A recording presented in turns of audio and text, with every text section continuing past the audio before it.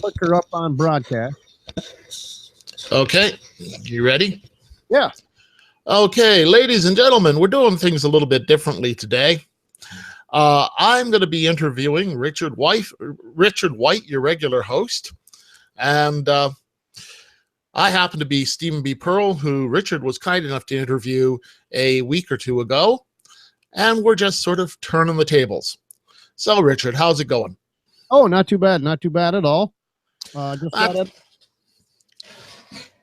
That's grand. Now, I'm going to jump right into this because you yourself are a writer with a few titles under your belt. Now, why don't you tell us a little bit about Radio Days? Rodeo Days. That's okay. Rodeo Days is one of my first short story books. It's a compilation of short stories based upon rodeo here in the state of New York, mostly. Myself, 12 other rodeo contestants, and a couple of gentlemen that promote rodeos here in Ballston Spa, New York. Leo and Wayne Martin sat down and interviewed with me so that I could get the story of their father's rodeo promotion and what they have now taken over and promote a rodeo here in New York locally, as well as around some local fairs. And then on top of that, I sat down with some great friends that helped me put together a book of short stories. And it's our own true real life stories of traveling a rodeo circuit. Before I became a writer, after my time in Iraq and Afghanistan, when I came home, I became a professional bull rider and a professional bareback bronc rider. It's something I always wanted to do in life. I've always dreamed about being a cowboy, and well, in retrospect, it was the only thing I guess that I could do in this day and age, to be a cowboy, because to try and be a cowboy of the Old West, I didn't think that they would prefer me walking up into a saloon wearing a pair of 6-shooters. It just didn't work out that way. Yeah, well, actually, up here in the Great White North, you never could get away with it. Never. So I followed the rodeo circuit. I started bull riding right at Double M, and moved on from there and became a professional bull rider in the PRCA, the APRA, which is the American Professional Rodeo Association. I also did some riding in Kenny Finch's rodeos, which is out in Western New York. And then I jumped into the NPRA, which is the National Pro Rodeo Association, and did the Bulls and Bronx tour, which is across the whole entire United States, and was able to travel to, I think it was 46 of the 50 states. So how many years were you at that? 9. I did pro bull riding and bronc riding for a total of 9 years combined together. I had a couple of years in stint that I took a break here and there, but for the most part, combined, it was a total of 9 years. And I retired in 2008 after my child was born. I decided it was time to hang up my spurs. I'd actually retired prior, right after I had gotten injured on a bronc. I compacted my spine and spent a long time recuperating from it. I actually landed right on the top of my noggin, and it compressed my spine. I literally lost 2 inches in height because of it. I actually have some experience with something similar, because back when I was first trained as a lifeguard, they had encouraged us to jump out of the lifeguard tower, and the repetitive stress compressed the discs in my lower back. So you got it up, I got it down. After that happened, I retired for quite a while.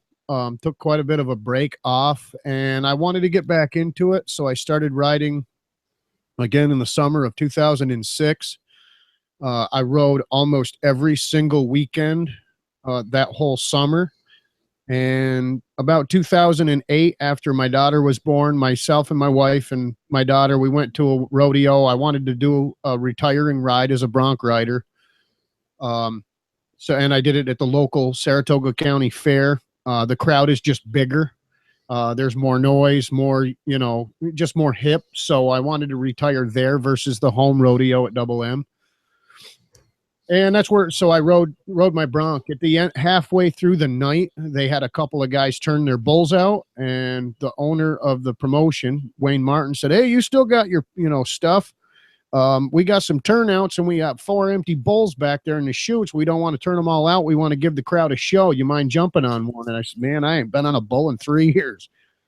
And I said, "You know what, though? Tonight's the night. Tonight's the night that I think I could probably, retire." So and which I thought that was the night, but it wasn't. So I went out, I jumped on, and I absolutely loved it. I missed the rush. I missed the adrenaline. Just, climbing down on the bull in the chute, every piece and every bit of it was me. I loved it. The crowd cheering and everything. So I came out, I rode for about 7.5 seconds, and I said, "Oh no, I got to do this one more time." So the following week at Double M, I went and I rode one more time, a copper tone, which was my favorite bull to ride.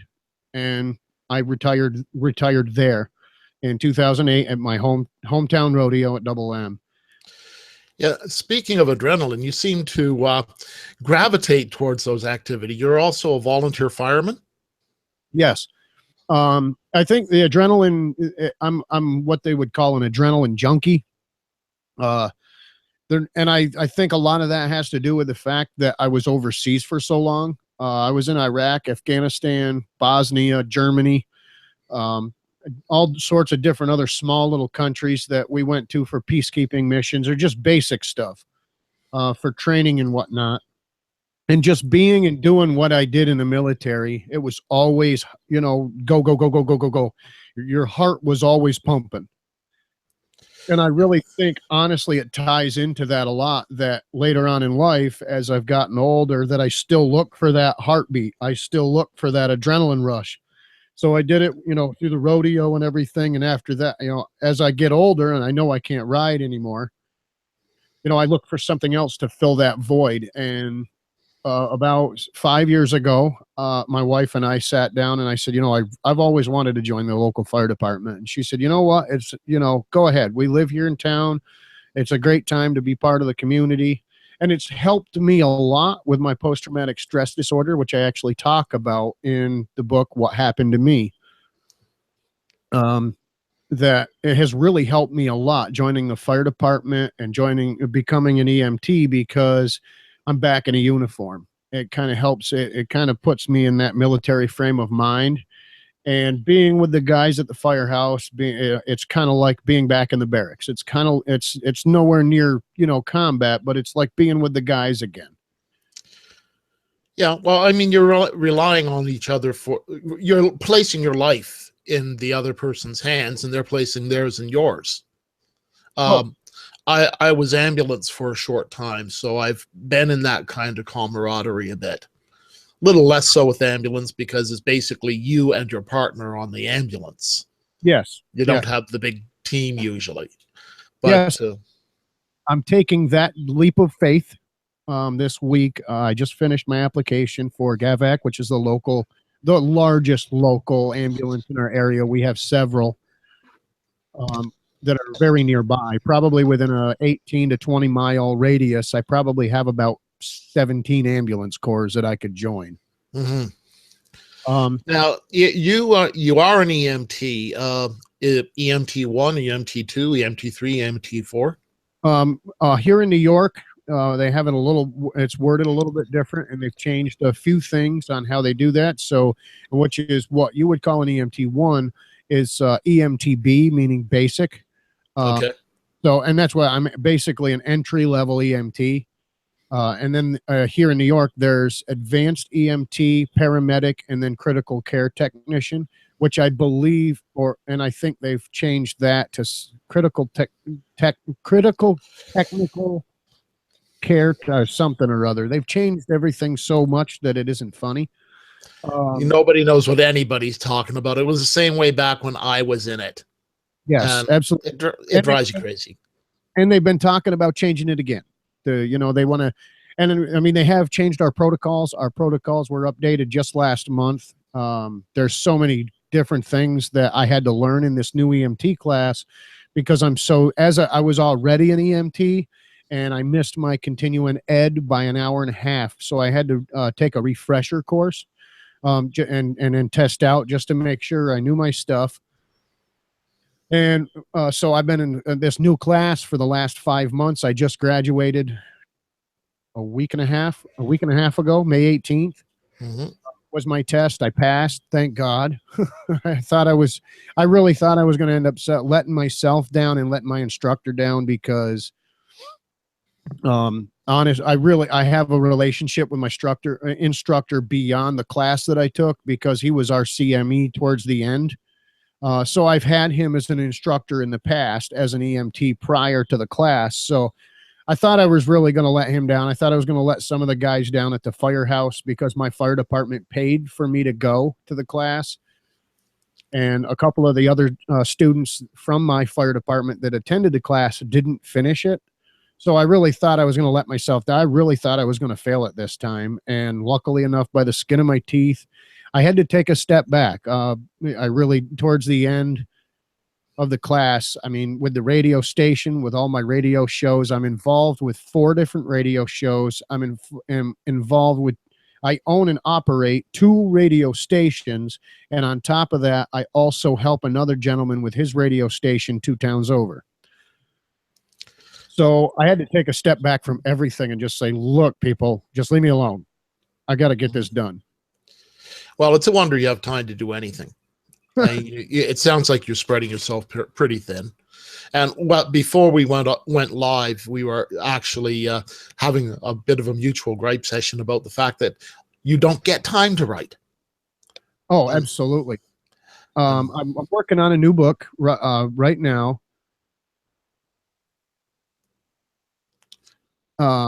I'm working on a new book right now that is a Gemini project. I made the announcement that I'd like to get this book finished and published by September 11th this year. I'm not sure if that deadline will come now, because unfortunately, like you said, it's what we say in the fire department, and pardon my French, but we say bitches, gripes, and complaints.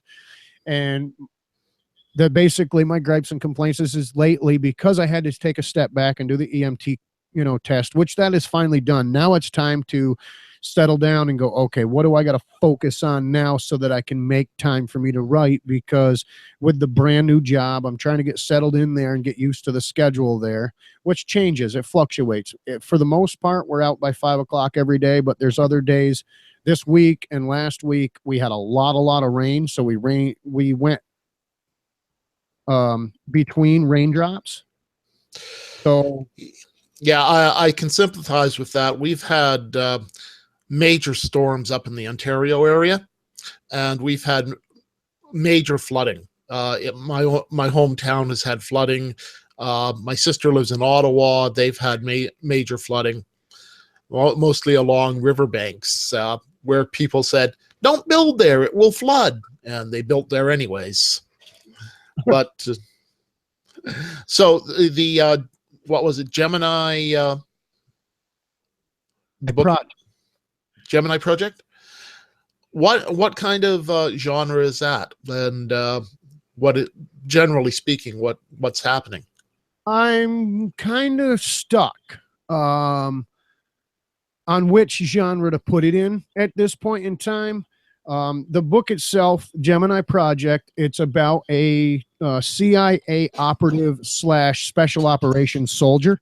He's a soldier in the United States Army, but works with and coincides with the CIA, does special operations overseas. And his wife was killed in the South Tower of the Twin Towers, hence why I'd like to make it go live on 9/11. And what happens is later on in the book, he realizes he meets with a gentleman in France, which is an operative in the French CIA, which I have to do some research on that, because I know it's not called the CIA over there. And he also meets with a special operative from Pakistan. And between meeting with those two people, he learns that the CIA was behind the attacks of 9/11. So he goes AWOL, changes his name, picks up a new identity, and comes back to the United States and hunts down the people and the CIA, his basically co-workers in a sense, that were involved in the attacks on 9/11 for revenge on killing his wife. And there's so much more to it than that, but that's just basically the thing. So I'm going for historical fiction and like spy espionage. It's like I said, it's on a teeter-totter, and I'm sure it fits in other genres as well. I think you'll mark it best as spy espionage, to be honest with you. That's just one man's opinion, but so do you follow conspiracy theories generally, or was this just an interest? No, I am a conspiracy theory nut, as they say. I'm one of the guys with the, tinfoil antennas and stuff. I have one of my radio shows that I do on the radio station is called Done Rich. And that is complete right-wing, conservative politics, conspiracy theorist. I believe the government and the mob was behind JFK's assassination. I believe that the government was behind the assassination of Abraham Lincoln, and so on and so forth. I believe in this stuff. I actually do believe to a certain extent with the stuff, and the whole thing about the CIA being behind 9/11 doesn't go along with the actual event, but the things that led up to the event, because it was known fact, true fact, that the CIA was feeding weapons to the bin Laden family during the Soviet war and the U.S. change of the USSR. And there was so much more stuff over the condensation of years and decades prior to 9/11 that, in a retrospect, the CIA was, in a sense, kind of behind it. So yeah, it's kind of governments play puppet master and manipulate other governments all the time. I mean, it's gone on since the Roman Empire. When the Romans went into England, they backed a couple of the petty English kings, like, well, they weren't English then, they were the Celtic kings, to take over their neighbors. And then when the people they backed were weak because they'd been fighting multiple wars to take this territory, they went in and just swept up the lot. Yep. I mean, it's a very old, well, it goes back further to the Egyptians, but anyways, politics. So you're also a poet. Yes. I'm a man of many things, as they say.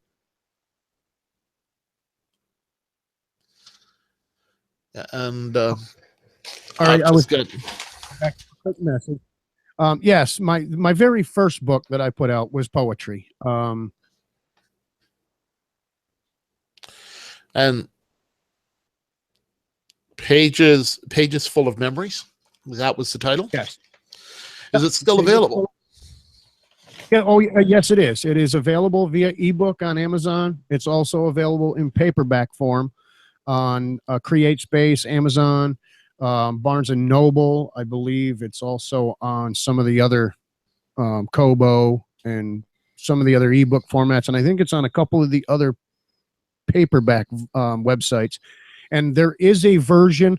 It's absolutely horrendously expensive, even for me to buy. But it's also available in hardcover at lulu.com, which is where it was the first place I'd ever learned how to publish. That's where I kind of started. And then I learned about all the other things later on. And I just left it as hardcover over there just because. Will I ever buy a hardcover copy of it? I have no idea. I may, just to say, hey, I got a hardcover. But I mean, they're like $14 for me to buy one. And it's like, how do I charge people to buy a hardcover book from me, when they're $14 for me? And then on top of that, there's like no profit. So it's like, I don't even push. I run into much the same problem because being in Canada, a lot of the printers are in the States. So first off, I have the exchange rate. Then I have the import fees. Then Canada Post does not do book rate. You can ship books in the States so cheaply that I'm really envious, and every Canadian author I know is. In Canada, it can if I want to send a book to Vancouver, it costs more than the book to send the book. So I can really sympathize with, yeah, sometimes the pricing structure just drives you out. You can't do it. Nice thing is you get the with Amazon, if people buy a few things, they can get that free shipping. So that really brings the price down. So people, buy books. Buy Richard White's books on Amazon.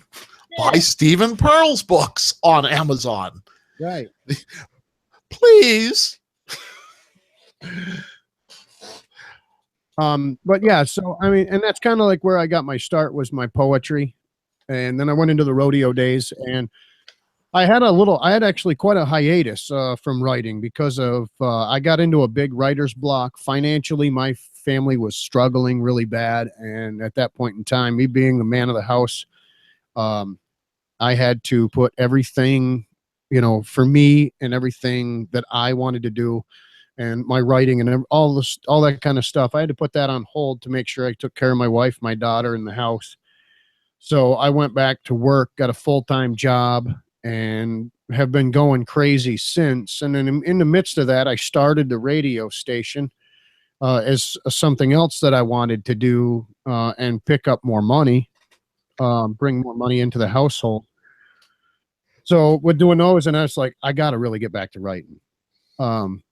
So about 3 months ago, I said, you know what? I'm doing this.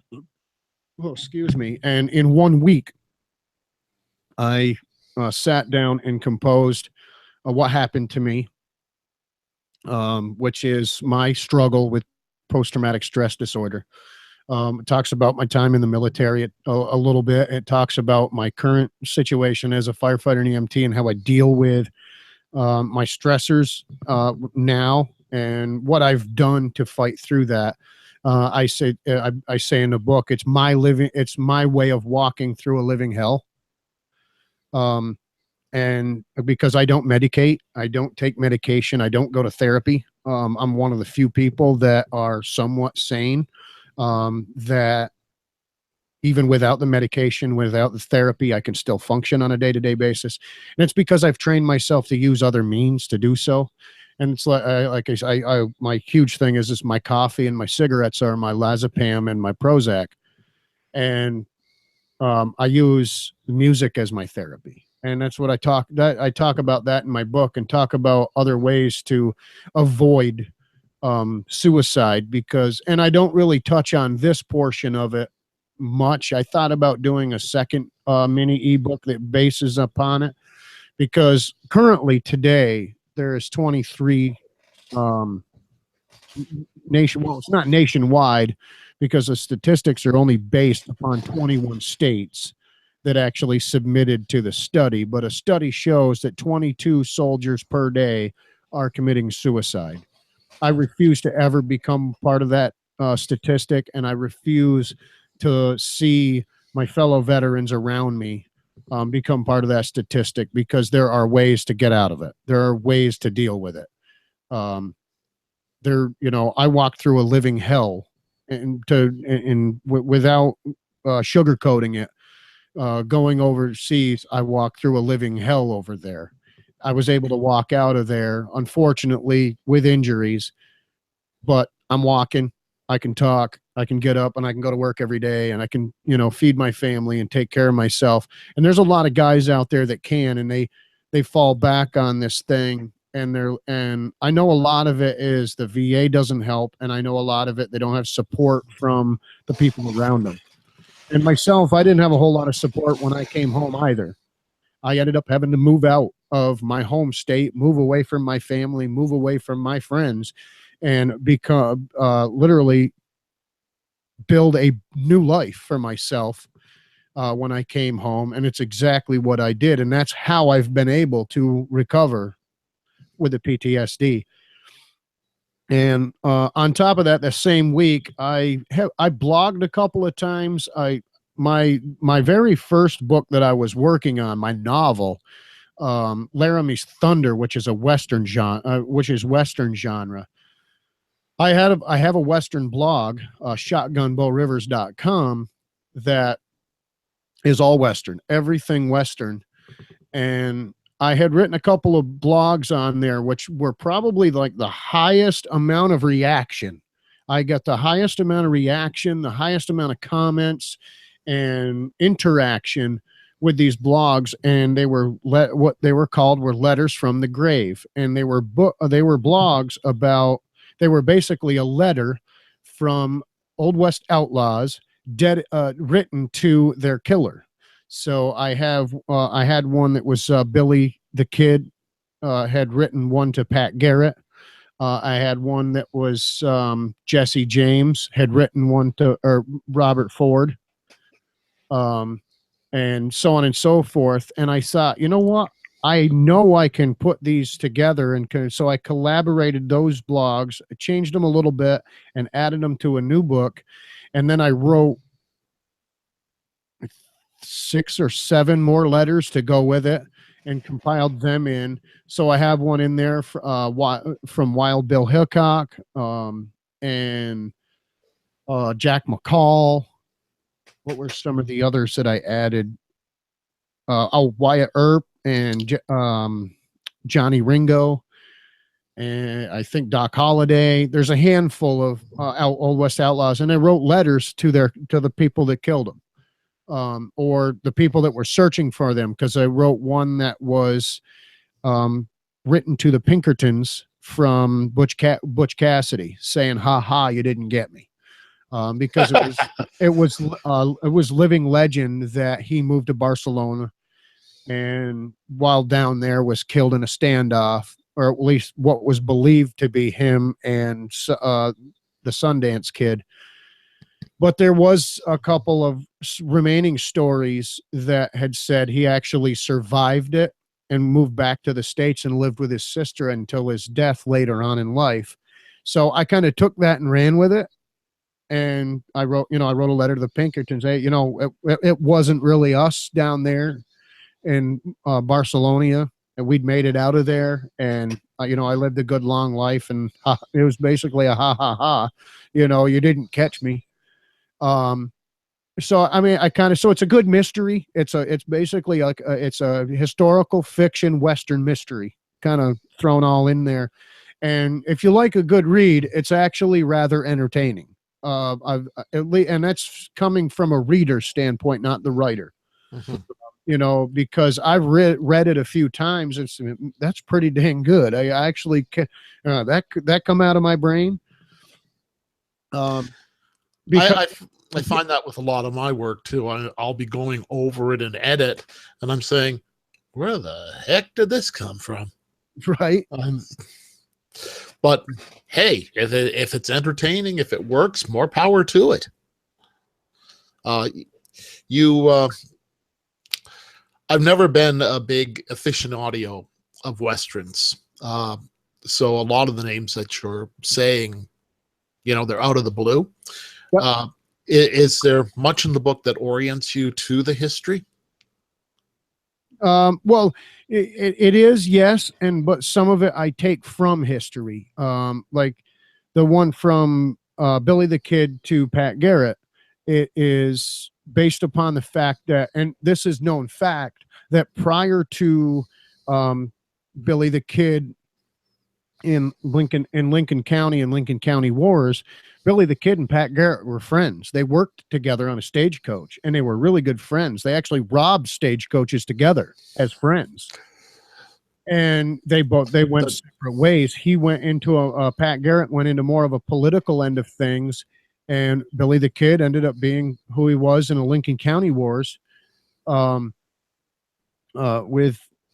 him and basically his gang, the Regulators, who had chased down all the people that were had killed John Tunstall, the man that took him in. And which is basically in Young Guns, the movie Young Guns. So I pulled some of the stuff out of there, but a lot of the stuff in that movie, was factual. And so I took all that stuff and put it together. And I also I did a little bit of this. I pulled from a song by Bon Jovi, called Blood Money, which is a song basically exactly this. You killed me for blood money, is what the song is about. And it's a song from Billy to Pat Garrett. So I kind of pulled some stuff out of there, and I pulled stuff out of history and factual events. And I composed it as a letter and said, hey man, the regulators knew what it was like to be pals.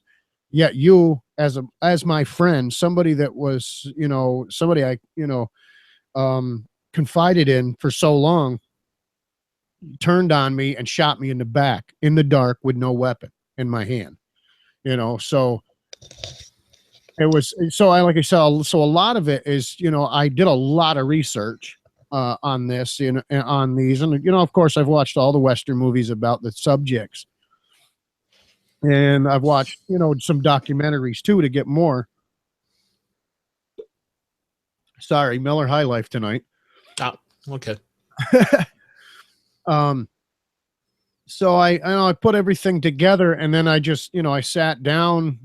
The Billy the Kid one came to me rather easily, because I've watched Young Guns and some of the Billy the Kid movies and such. And then there's some of the other stuff that I've watched too. My absolute favorite two movies are Wyatt Earp and Tombstone. I love the story of Wyatt Earp, so I had to add that in there. So go ahead. Have you been watching the TV series Winona Earp? Not yet. I've actually thought about doing it. It's tough for me because I don't know. I've got something's broken my head when it comes to mixing Westerns with aliens. And it's something that goes in my brain. Cowboys and aliens didn't do it for me. Yeah, it's actually Westerns and demons, but I understand. But I mean, but it's still, and for, I don't know. I guess I'd have to watch it a little bit to check it out. But from what I gather, using the legend of someone like Wyatt Earp, to say, oh, his granddaughter became a demon hunter and all that good, stuff. It's just kind of like there's left field and then there's far left field. Yep. It just, for me, it doesn't work because I really, truly enjoy the true Western. I'm a spaghetti Western lover. I absolutely love the spaghetti Westerns. I love the Westerns of the 80s and the 90s. Clint Eastwood is my hero. And, besides that, Wyatt Earp and Tombstone are just, two of the best Westerns that I've watched. I've seen a couple of recent ones, and there's probably 3 that I like. I'm like that with most of the stuff they do from the Middle Ages. I can't sit through most of the shows that are set in that time period because I'm relatively knowledgeable about it. And I'm just saying, no, that is the wrong costume. That is the wrong construction technique. They didn't have castles like that until 2 centuries later. And I'm tearing it apart, and that just gets so much in the way. I mean, short little story about Tombstone. When it first came out in the 90s, my grandfather is the one who taught me to love Westerns. So, and I went down to spend the weekend at my grandparents'. I said, Grandpa, I got this new Western. You want to watch it? Yeah. What is it? And they say, this new Western. It just came out recently. It's called Tombstone, about Wyatt Earp and his brothers and stuff. Oh, all right. Yeah. Let's watch it. We watched that movie from beginning to end, and my grandfather never said a word. And I'm like, okay, what's going on? What happened? So I said, well, did you like it? He said, I hated it. What do you mean you hated it? That was a good movie. And he's like, no, it wasn't. Doc Holliday shot that double barrel shotgun 3 times. You cannot shoot a gun 3 times without stopping and reloading. He was madder than stones that they didn't show him reloading that shotgun. They shot it in the air, shot the horse, and then shot the guy with 3 shots in the 2 barrels. He never watched it again. Never watched that movie again. I've never seen such a thing. I had kind of the opposite thing. Years and years ago, there was a program called Robin of Sherwood. And it was based on a historically plausible rendition of the truth behind the Robin Hood myth. Yeah. And I loved the movie when I first saw it. And I came home and I sat down with a bunch of friends of mine from the Society for Creative Anachronism. Basically, we recreated the Middle Ages, the costuming, the metalwork, the whole 9 yards. And we're really well read up on it. And we looked through Robin Hood and the Sorcerer, the first movie in that. And the only things that we could find was the anvil was a type that wasn't developed until later in the Middle Ages. And we think that the side saddle was improperly arranged, but it was pretty much hidden by the actress's skirts.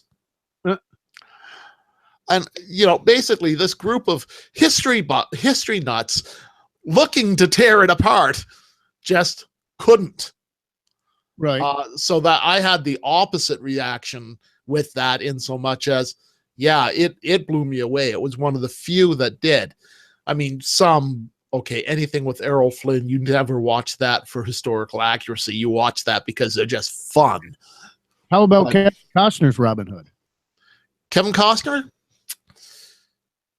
It falls in the category of just fun. But you know what?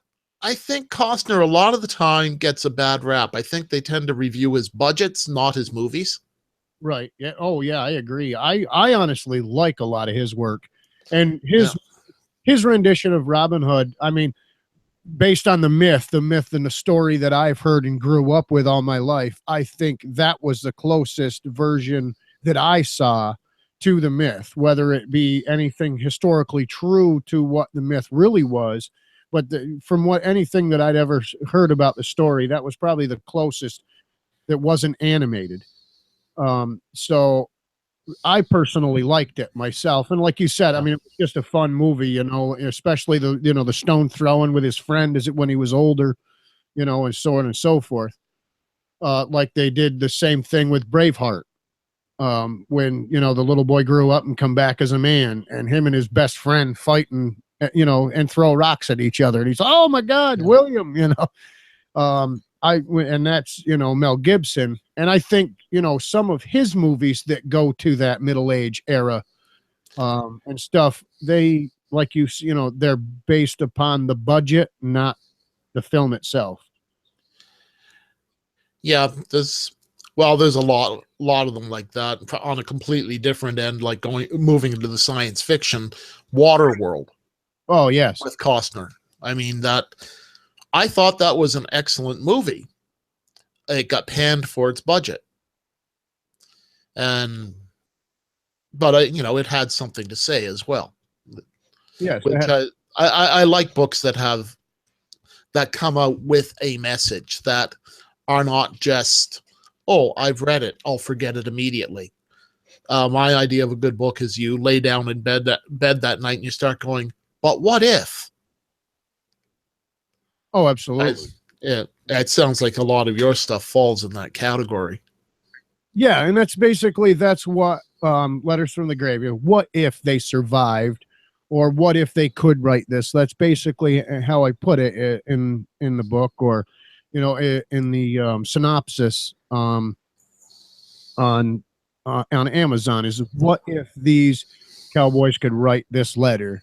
What would they truly say? And this is what I feel, or what I think they would say, based upon the knowledge I have, of the legends and the stories that I've read or written or seen or heard or learned.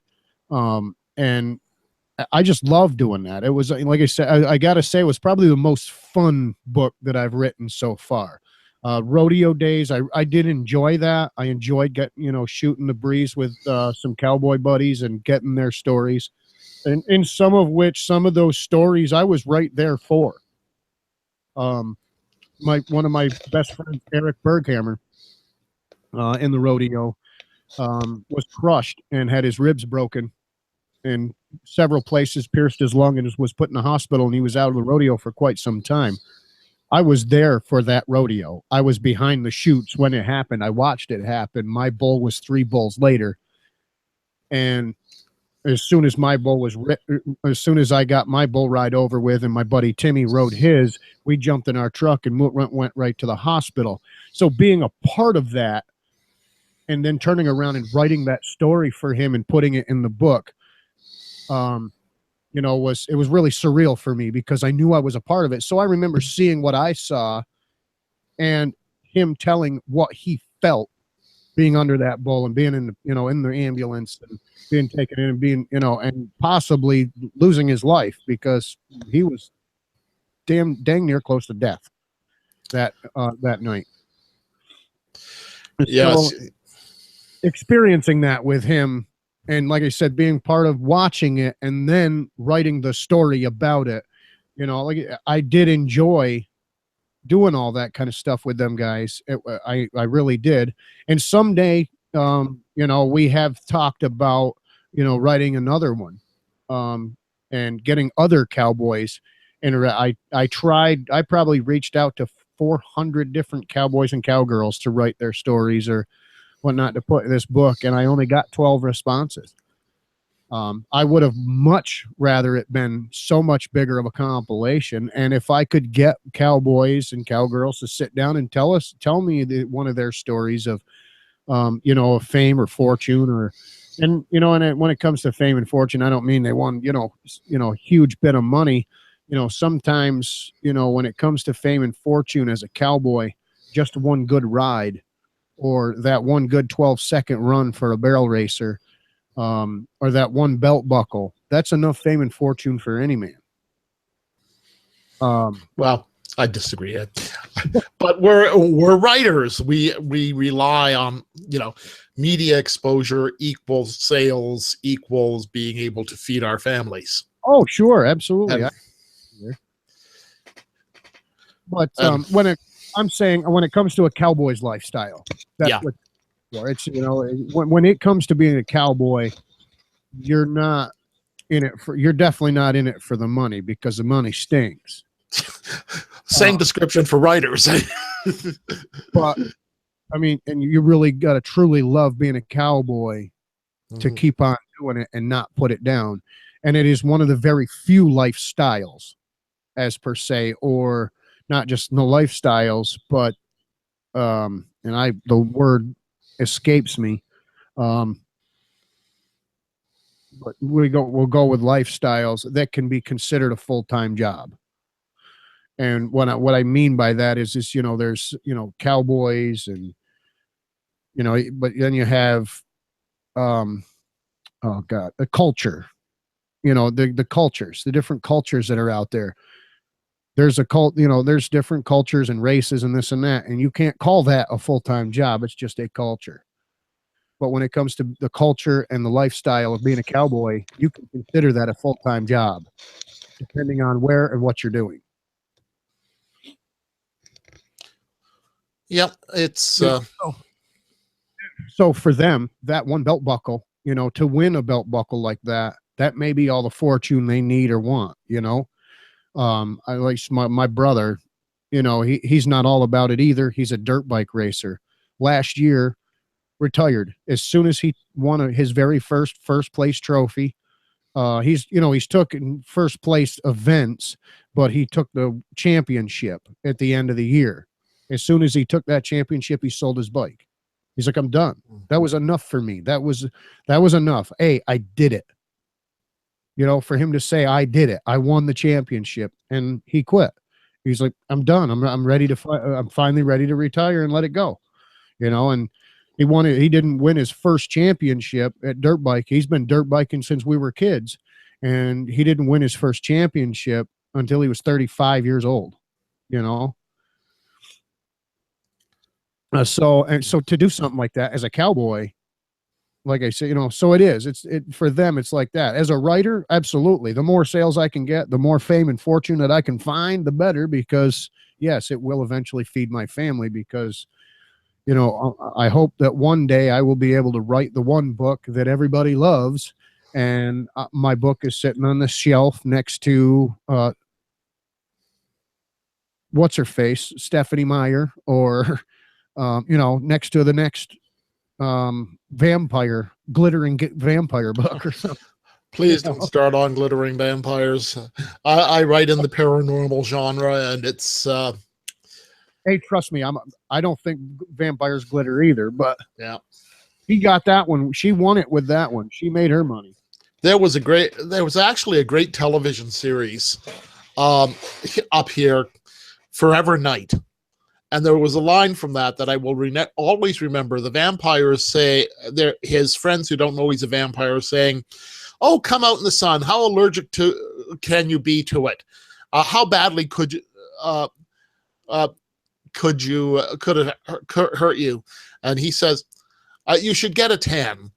And his reply was, "I do not tan. I combust." It was just done wonderfully deadpan, but it got it across. It was a very good series. But I haven't actually. Well, actually, I do have a vampire in Worlds Apart as a secondary character, and her statement. She's out in England on a very cloudy day, and her statement about that was. The door to the building behind me is open. If something broke through this overcast, I could make it there before it was more than a hard day at the beach for you living types. But it was still the thing of, yeah, vampire do not mix with direct sunlight. Right. I've thought about it, and I do have I cross genres so much.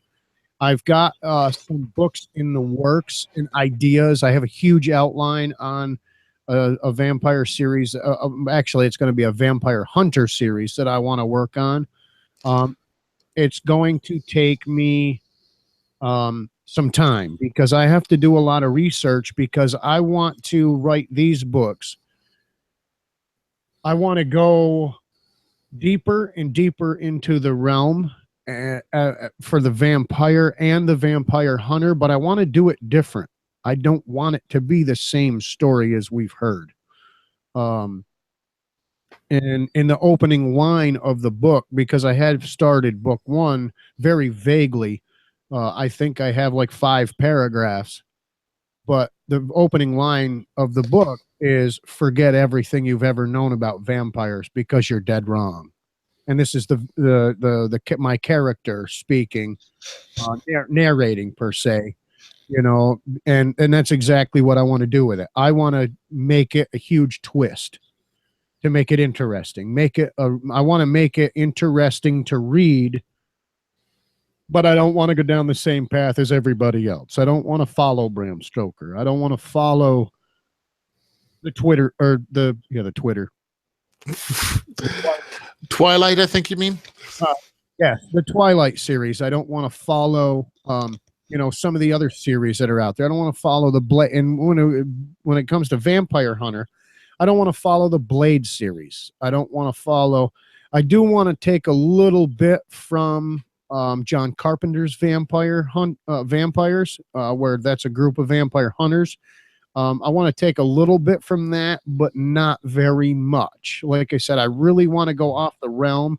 I want to go off of Greek mythology for vampires, which is not used very often. Yeah, there was actually a very interesting court case in the 1800s. I believe it was the 1800s, where a Greek man who was accused of being a werewolf said that the werewolves were the good guys, and they went down to the borders of hell and fought the vampires so that they could not emerge into the into the world of man and wreak havoc. Nice. And it was really interesting take on what he was doing. And when you read about, look further back, there were a group of priests of Zeus that were basically, they took the wolf as their totem, and they would wear wolf skins in their rites and things like that.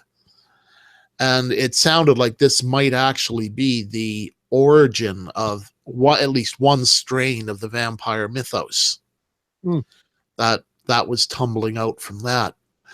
It was really quite fascinating. I can't even remember which reference book it was in now. I tend to read encyclopedias of anything.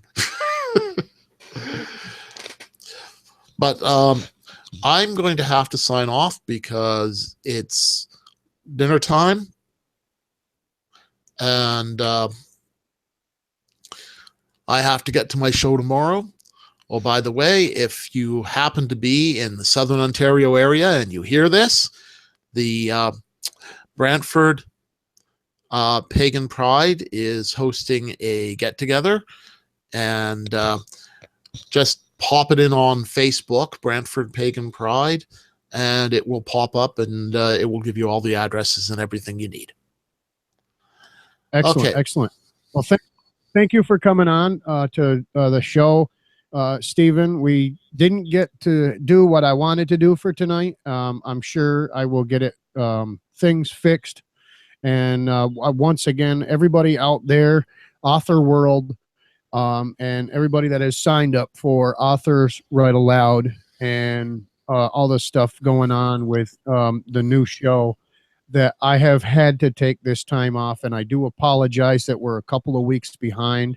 I am trying to catch everything up. Tomorrow's morning show will be canceled.